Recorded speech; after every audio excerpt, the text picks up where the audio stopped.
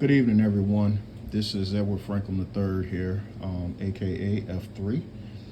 What I want to discuss today, and I've been getting a lot of questions about the iridescent windshields on my HO scale locomotives. Just taking the realism to another level. Okay, I just got done detailing a locomotive, which was my own. Prior to that, I had finished up a client's Gray Ghost, and I said, okay, let's do a quick tutorial about the iridescence. Okay, on these windshields. I'm not one of those guys where I'm trying to hold back in the hobby, or whatnot. No, I think everybody should have that level of realism on their models. Okay, so a bit of a background about me and the iridescence and my fascination with it. Okay, back when I was a kid, growing up in Detroit, I used to frequent the Conrail Detroit North Yard. And when Conrail got the new SD60Ms, I was on the Mount Elliott Bridge and I saw one, glide underneath. And I gotta look at the windshield. I said, what? I saw this different array of colors just light up, on the windshield, with the light. And I thought that was really awesome. I was like 16 years old at the time. And I said, I want to do that on my models. And years later, like 32 years later, here I am, trying to get it done. So it's one of those things with my models that resurface. Like, okay, I want to achieve the ultimate in realism with my locomotives. So every venture, there's going to be some trial and error. Okay, and the fact that I went through all of the trial and error, getting it right, I'm bringing it to you now so you don't have to go through all of that. So I've messed up several sets of windshields to get it done. So let me show you. I started out with the transparent paints. Okay, the Tamiya transparent blue, red, smoke, and yellow. I also bought was using the all clad as well, the transparent blue, the burnt iron. I was just experimenting with the yellow, and it's a bunch more of them over there that I was using to try to get it right before I applied it to my windshields. So I did start applying it to the windshields, and I received some good results. But the thing is, it was very messy, very messy. My airbrush was getting clogged up, and so I had to find a better way.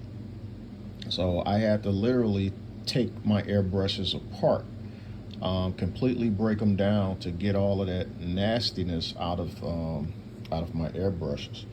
So I was brainstorming. I was like, okay, what can I do to achieve this effect?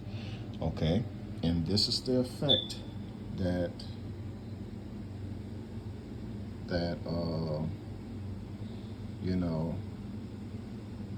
I get from the new method.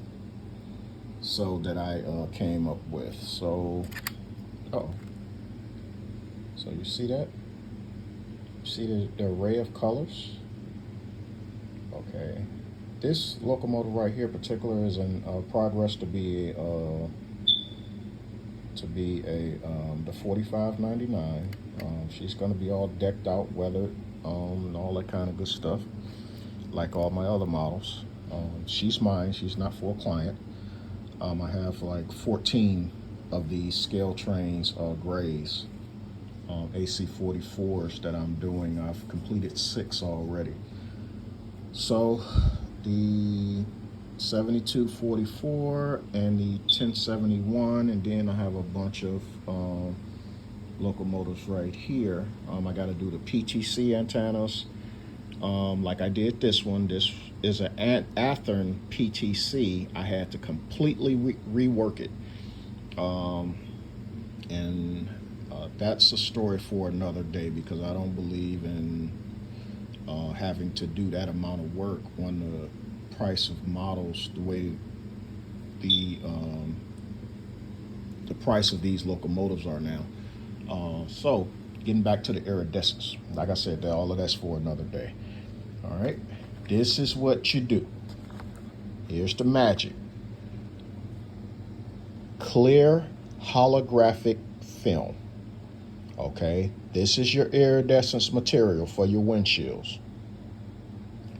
What you do is you take, this is your template for the SD70 Ace and the M-2. You can't buy this, you have to do it yourself. So what this is the backing to the film. So I initially cut out a piece after I found that I was wasting material trying to fit it in there. So I said, okay, let me measure, I mean, it sounds simple, but it wasn't that simple, because I was so excited to try to do it. But this right here is for the SD70 Ace and the M-2. So I take this and I line it up with the edge of the paper like this, and then I cut to fit. Okay, and then I take the backing off. I don't put the sticky side to the inside of the windshield.